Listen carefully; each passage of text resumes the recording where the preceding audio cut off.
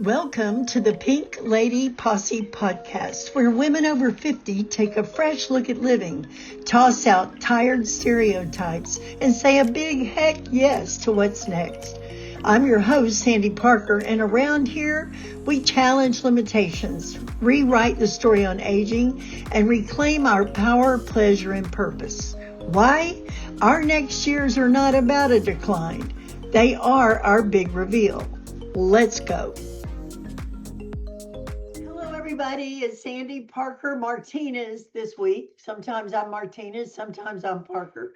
And I am actually here with someone I respect about money. Welcome, Katie Armstrong. Glad to have you. Thank you so much. Happy to be here. Yeah, we met at the Be More conference. We have friends in common, and I'm a panelist this time, and you've done it a lot. And I think I remember meeting you about the topic of money going, I am keeping up with her because, money's a thing. Money is a thing, and money is a thing that's always a thing. It was, in fact, this morning on the call, I was telling everybody I got to meet with you, and I said, I don't know if money makes the mood or mood makes the money. I like that. I'm not sure because I've been in times where distressed money made a horrible mood. I've also been in a space where elevated mood made impractical money decisions. I'm kind of there right now, right? So things are good, but I find myself spending in ways. Back to the topic at hand, and that is women 50 plus in my particular area go through so many transitions in life. It could be divorce, it could be widowhood, it could be downsizing. So, what I'm looking at with you as an expert for money, what do you see the common transitions are about money? And then, how do you guide people in terms of helping them know what transition phase they're in? Okay.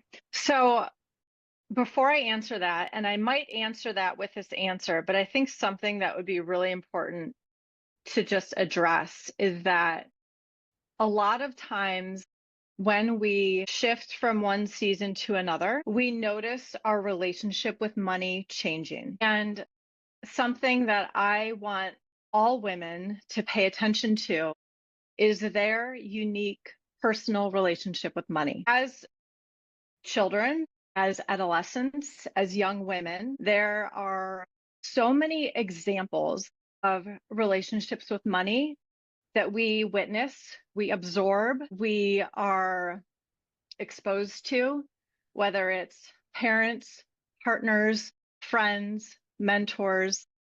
And I shouldn't just say when we're children, this is happening throughout life. But the earlier that we can recognize, okay, everyone's got a unique relationship with money. I don't need to borrow by osmosis someone else's relationship with money. I get to create my own relationship with money. That is a foreign concept to many, right?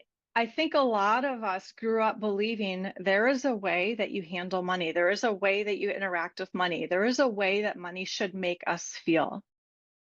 Money is so weird because it truly takes on sort of a life of its own based on our biases and our experiences and our stories and what we've witnessed. And I know everyone listening to this podcast probably has heard something about stories with money, right? Personal experiences with money. We're all shaped differently. But I think the important work that we as women need to do is learn to develop our own personal relationship with money and be very aware of when others' relationships with money are starting to, right, attach to us by osmosis. But a lot of women have kind of chameleon disease. I do. I always have. I still do. I'm just aware of it now.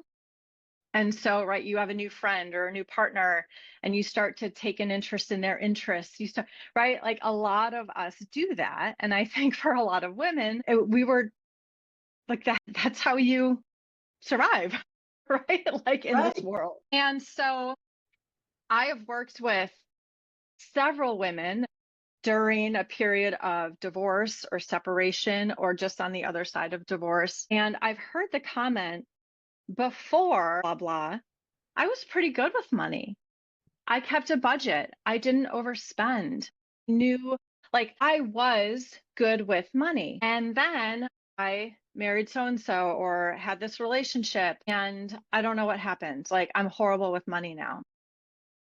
And I just think it is so interesting how that can happen, how that the impact of another person's relationship with money can have on our relationship with money. Okay.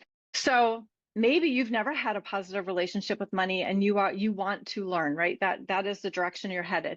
Or maybe you resonate with that. Oh, I was good with money in my 30s, blah, blah, blah. Or I was good with money when I was a teenager and I was, making my own money for the first time and balanced the checkbook. Like what happened, right? So I just want to acknowledge how common that is.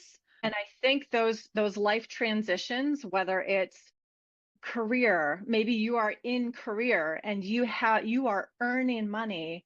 And so the perspective shift is my money. I see the hours put into that, right? Like you see sort of that exchange versus maybe a period where you are more managing the money or spending the money out of necessity, right? But disconnected from the earning piece. Like there's a lot of ways that we can transition what the household looks like, how many kids are home, right? New additions to the family, people leaving the nest, grief, inheritance, right? Older generations passing on and leaving the stories, the relationship with money, the money or the lack of money, right? The surprises that maybe come with the transition. A lot gets exposed when there's a transition of money. I want to just pipe in here for a minute and Yeah. tell you because what the parallel is that I see with the Pink Lady Posse and the work we're doing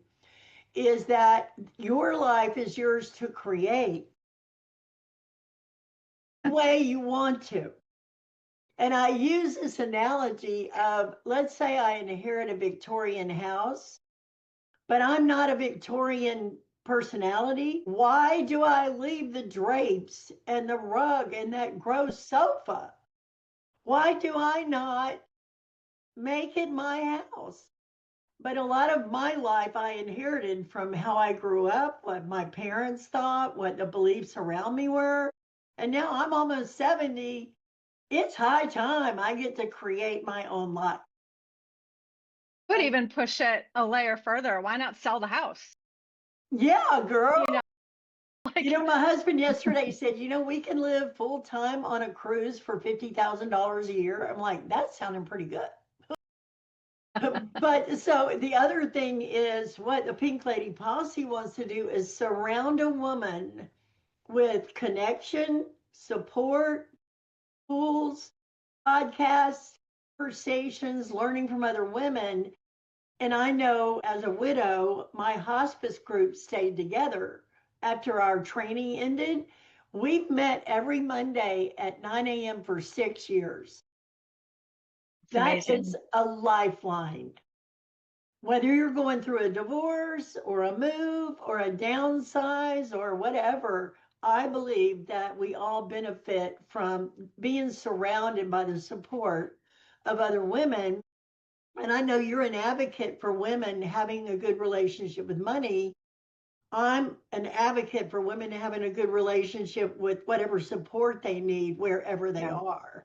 Yeah. So, as you have been working with, and one of the seasons I think is interesting is becoming debt free. That's not a season I'm familiar with. But then there's also wise use of money when you're making it. So, back to the topic, what key phases have you seen women go through outside of these evolutions you just talked about? And what support do you recommend for them? Okay. Well, I definitely have put a lot of my effort and energy around helping women become debt free, because that was the biggest sort of transition and catalyst for change in my personal life. And it was that early transition for me of going into earn my own money and okay, this is my life to sort of create, right? And there was a lot that I wanted to do. Like there was a lot I wanted to enrich my life with, and I didn't have the money to do it because I was making these payments. Right. So the debt was basically telling me where my money needed to go, and I had lost sort of that control, right? And it felt helpless. I felt out of control because I didn't know how to make a dent. For a lot of people today, interest rates are so much higher, cost of living is higher overall. Like making a dent feels impossible. Just keeping up with payments for a lot of people is feeling really hard. It's one of the top complaints I hear is just my income, just I can't make progress. So for me, it was like that was a catalyst for change when I saw that I had just this power to shift my finances. I had this power where I could, be focused, be intentional about the debt specifically. And I saw a change happening before me. And that was when I started to change my relationship with money. I stopped looking at it as something that was happening to me. And I started partnering with my money as like, we're going to do this together. Never heard that in my lifetime. That was sort of the first stage, right? And I was young, right? I was in my 20s. I didn't know anything about having dependents or, right? It was just like, we're going to like, let's do this. Like my competitive spirit nature was like, we're in this together. And like, you want to be spent in a fun way. This is not fun. So that was kind of the energy was like, let's just get rid of this. And then something that I think another phase for many women is some type of motherhood or caretaking. And in that season, I think a really, really healthy way to look at money is like a child, like something that requires your caregiving. Because money, we all know this. You give it an inch, it's going to take a mile, right? Just Yeah. like kids, just like kids. So I was a high school teacher for about 15 years. I've been a mother now for 11 years. I've got a couple of decades under my belt, sort of caregiving, teaching in that role. And I taught high schoolers. And it's funny because one of the very first things I learned, I went to like a teacher camp when I was 22 years old before my first year of teaching. And one of the things that they taught us was to not smile before Thanksgiving. Literally, they were like, you've got to hold the boundaries, you've got to, be strict, strict with rules, no smiling until Thanksgiving break. And it's just that old adage, like you give them an inch, they're going to take a mile. And so money is the same way. It's like for a period of time, we really have to like put the boundaries up. And I smiled. I just want to like make that very clear. I smiled. But like money and kids, right? When you think about kids, it's like they don't want boundaries. They just want to have fun and be free and be kids. But any of us that have done any caretaking or have had children or have taken care of children know that kids actually crave boundaries. They need to know where to push a little bit. They like structure. It's healthy and they're happy when they know this is kind of how the day unfolds. Right. Why does every single classroom teacher have sort of the daily schedule? Kids like that structure and knowing what is coming. It is regulating, right? And again, it's like if you're thinking about how do I start to have a different relationship with money? Well, how could you help your money regulate? How could you give it some boundaries, give it some structure? How could you tell your money, February's coming? This is what we're doing in February. This is the plan for February. This is how you're going to support me in February. You wouldn't talk to a child like that necessarily, but the childlike nature would be, here's what we're doing. This is the plan. We might make some changes to the plan, but right now, these are the choices that we're making. and this is what we're going to be doing. In my mind, I've never heard anything like this in my life. Now, I will say, I want to just put my own personal example in here to Yes, validate my please. own, affirm myself that I'm not crazy when it comes to money. But I was 40 when I married, and all I wanted to do my whole life was get married and have a baby. Then I got married and I had a baby. And I told my husband, if you start taking my power away of how I treat this baby and what clothes I buy this baby and how I treat her, because I want her to have the cutest dresses and the best, if the day ever comes when you say you can't buy that, it's not going to be a good day.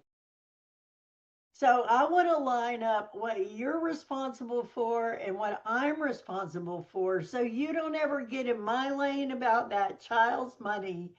And another thing is my vacation. If I'm in London and want to take a limo so I can see above ground, that's my prerogative. I'm not going to ride the subway because we've already bought a $4 subway ticket. So I had in my lane our fun and my child in terms of clothes and things like that. And nobody's ever heard of anything like that. But it was like, I have the fun money and you have the bill money. And I am so proud of myself because in all of our relationship, he passed away in 2019. I never had a vacation I didn't get to do my way. And I never was limited on the things that were the most fun money for me. Yeah. But that's the only relationship with money where we had a deal. I Everything love else seemed to be like a bill. It didn't seem to be like fun. Anyway, I love that part of my life that I got to experience that way. the fun. So we have what we call fun money in my marriage. And it's something that we both get every month like clockwork. I mean, it is an automated part of our money system is we both get fun money and there's no questions asked. Like you just get to play and do what you want. And, that's where he gets to do his thing and tell me about it. And I get to come home with shopping bags and tell him about it. And there's none of that. How much was that? Didn't you just go shopping? Right? Like those conversations that I think a lot of couples probably have, or the sneaking around. I've had girlfriends tell me, do all the shopping, come home, unpack everything, make sure that like recycle the bags. Like there's no evidence of it. And no, that's not a way to be in a marriage. And that's not a way to enjoy spending your money if it No. requires that kind of extra or so I love that you brought up fun money. That's definitely a whole nother topic. But having having that kind of open communication with anyone that you're partnering with or in a household with, like, here's our rules about money, and making sure that the fun stuff is part of it just makes the rest of it easier. I think I read that before you got married, you and your husband kind of sorted out the rules about money. Yeah. I Yep. mean, that. Yeah. Yeah. No, I mean, it's huge. And it there's there were a lot of things we sorted out before we got married. Let's just be clear. Um, and and I'm not quite at your 50 plus age group, but I'm getting there. And so, I was getting, and I got married a little bit later too, but I was, at a period in my life where I was making money, not a lot, mind you. I was a private school teacher. I wasn't making very much at all, but I had shifted what I was doing with money and I was in control of it again. And that was really important to me, that I knew that we were going to continue to move forward with money. And it was very important to him too. He saw me go through that whole transformation with money. And so it was very important for him to see me go through that and know kind of the momentum I was carrying with me into our engagement and into our marriage. And so that was really the cornerstone. Of a lot of trust that we built, and partnership and teamwork and excitement for our future together, right? Well, Is like we knew that we were not going to fight about money. We knew that we were not going to struggle with money. There would be questions, there would be choices to make, there would be, ups and downs in career and blah, blah, blah. But but we knew that the foundation was set. Well, the other thing I heard you say several times now is teamwork, because I think you were a coach and a teacher. I mean, Yeah. teamwork is in your DNA, Yeah. right? The other thing I just want to go back and reinforce is what you said, that putting a structure in place is, like you were saying, teaching or working with your money like a child, just being really clear about the boundaries and then realize things change.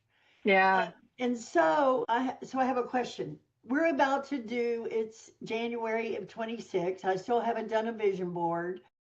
Sometimes I think vision boards are kooky because you put on there a pile of money and then, you know, you have no plan to get it, but it's in your realm of vision.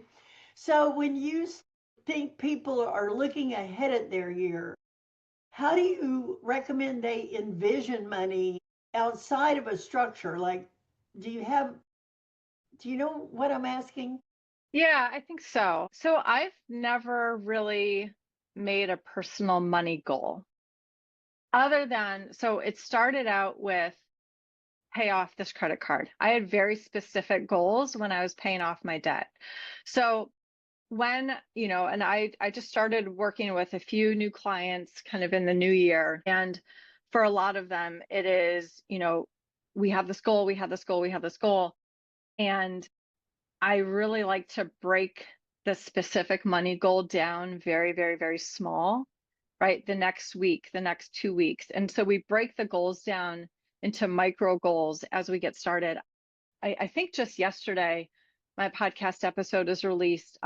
New Year, same me.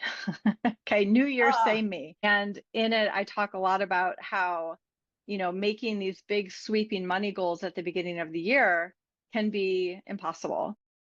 And so go ahead and listen to that. I But, will.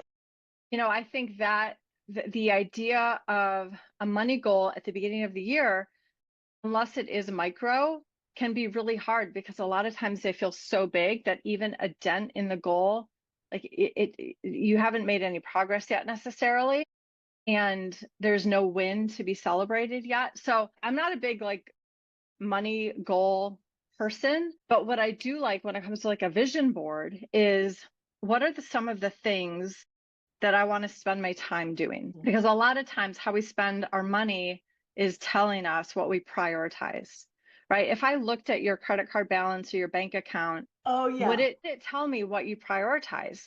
And for a lot of people, it's like, oh, streaming services and takeout. Is that what you prioritize? Right? Netflix and DoorDash. And the reality is a lot of us rely on convenience because we're busy. Would I see your hobbies? Would I see date nights with your husband? Would I see experiences with your kid? Like what are the priorities that you want to make sure your bank account is reflecting this year? And that's the route I would go when it comes to goal setting. I like that. Well, Um, one of the things we're about to have that experience 3 times between now and the end of January, because I couldn't even make my steps until I know where I'm even headed. But we're going to break it down into 3 sections. Who do I want to be? What do I want to have? And what do I want to do? yeah. I'll give you another example in my life, which I never know why I even started talking about money, because this is, anyway, when my husband passed, I had a tax issue because I thought our taxes had been paid and they Hmm. were had not been. When I discovered that, I felt like an outlaw. Like I Mm, thought, are they going to show up and arrest me? Like I became so small about it that I just sort of went into a cave and hid out. And then I remember I don't want to live this way. yeah. Like, it's just not who I want to be. So I was in a class at the time and they said, if you had all the money you wanted, and it was about money, ironically, if you had all the money you wanted, how would you be different? And I remember thinking, I wouldn't be afraid. I would just be responsible. Yeah. And it was like, what shifted in me? I thought, well, I could just be responsible. So I actually called on my support group and confessed it. I said, okay, I've been hiding out and I want to be responsible. So I'm just saying to you and you and you and you, just ask me in a month, how's it going? Set up a little accountability circle, right? And one of them said, I know the guy. Call this guy. And I called a guy and I said, listen, I've been fear and shame for years. And he goes, well, how about you give me the fear and shame and let's just get it done. And I remember in my heart just going, whoa, Yeah. that feeling of who I want to be. So this year, who do I want to be with my money? I get to control that, right? And if I need guidance, or if I need the guy, or if I need the woman, Yeah. which is why I have women on my podcast because I like dealing with women, then there are resources to set aside any program that you want that you decide for your life. Yeah. So I feel like I got kind of preachy about that, except it was such a big moment in my life where I claimed my own power over the way I want my life to go instead of living in this huddled up, icky, I'm a loser. Ugh. And I know you must run into people that feel that way. Well, and that is the perfect example of how things can shift when you start looking at your money like someone or something that needs your caregiving, Mm. right? We have to be responsible in that caretaker role. And if we're looking, if we're again, like this energy with money of it has control over me, it can make me feel guilty or ashamed. Where did that come from, right? The not paying the taxes wasn't necessarily your decision, right? So like where did that come from? And how do you want to be in relationship with your money? And so the outside things are going to happen, right? The dog is going to need something at the vet, and a lot of times, or like my kid's going to need an expander and braces, right? So a lot of people will say, well, it's this big expense, it's coming and we don't know how much, and they kind of spiral into this, make it really big. I can't plan for this, it's just going to have to be what it is. Where instead it's like, well, what if we called and asked? What if we, got the number ahead of time? What if we scheduled the appointment out a couple of months? If you can, some emergencies are emergencies, but, can we plan for it a little bit better? And so can we nurture this situation and be in control of the situation? And it sounds like it maybe took a little bit of time and processing, but that's what you did. It was like, no, no, no. Like I want to take care of this. I I want to just be felt so responsible. under it Yeah. that to come out it was going to eat me alive. You know what I mean? It's like if I break out of this cave I'm in, I'm going to be eaten by a wild animal. I mean, really felt like that. And it was the Yeah. guy was like, he was an old fart, he's like, give me the deal, we'll get it done. And I was like, that just felt so confidence balancing. Yeah. Like you feel that way to me, right? Like, let's look at it, let's take it, let's do this. I mean, I didn't have that on my own. Well, and we know that our brain will revert to protect us. And that's where it can make a money situation feel like a wild animal that we Mhm. have to protect ourselves from, right? That adrenaline, that, what is it? Fight. Or fear or hide or whatever. I think The it's fight, flight, or freeze. freeze, yeah. Yeah. And so, again, it's like that there's something in our brain telling us we're going to get kicked out of the clan because of this, because we're a liability, because we owe the money, right? And it's like, no, the clan is here. Like this is exactly what you've shown is like when you tell the people, when you ask for help, that's when the fear, that's when the threat dissipates, Mhm. because the others, they're not going to kick you out, they're going to absorb it for you, they're going to help you, they're going to give you the resources, right? And so that's a mindset shift and a tool that takes a lot of practice, but you've been through that, right? You've been through that. And now, you've got that evidence that, the Sandy who asks for help, even when the money thing is scary, gets to offload that shame and fear and take action. And I have a phrase on our website, pinkladyposse.com. You can't be your best self by yourself. Yeah. My fears in That's my so good. head are big. And when I'm in conversation with you, they somehow become balanced because they're not growing in my head, right? Yeah. So that's the advertisement for Pink Lady Posse is we want you to have that support. Us somewhere else, I don't care. But every woman needs a posse. Every woman needs support. And then the other thing is experts are experts for a reason. Mm. Right? I mean, you know what you're talking about. So I can do anything, but I can't do everything. Yeah. I can't be an expert in everything, so why not reach out for help? So I want to just say here that if people are wanting help, in the show notes is information for how to get a hold of Katie. I found her already refreshing, and we haven't even started working together, which is amazing. And then also, Think Pink is our inner circle. If you want an inner circle of support, it's a shocking $47 a month to be surrounded by two people you already mentioned that you know and love, and some amazing women. And then a vision board exercise is coming up. If you want to actually look and say, what wants to emerge in me in my life, including money. So that's sort of what we got going on. And I'm so happy to have a conversation. I want to give you a chance to say, if you had a moment with every woman that will ever listen to this, to say, hey, sister, hey, mother, hey, whatever, this is what I want you to hear. What would that be? Have you already said it? Or is there something that just is ready to say straight out, here's the deal? I think something that's really important for a lot of women to hear is that most of us feel like we missed a money lesson somewhere. And it doesn't look that way, right? When you look around and you see all the people, the feeling is, I missed something. I missed the money lesson, and everyone else has everything figured out.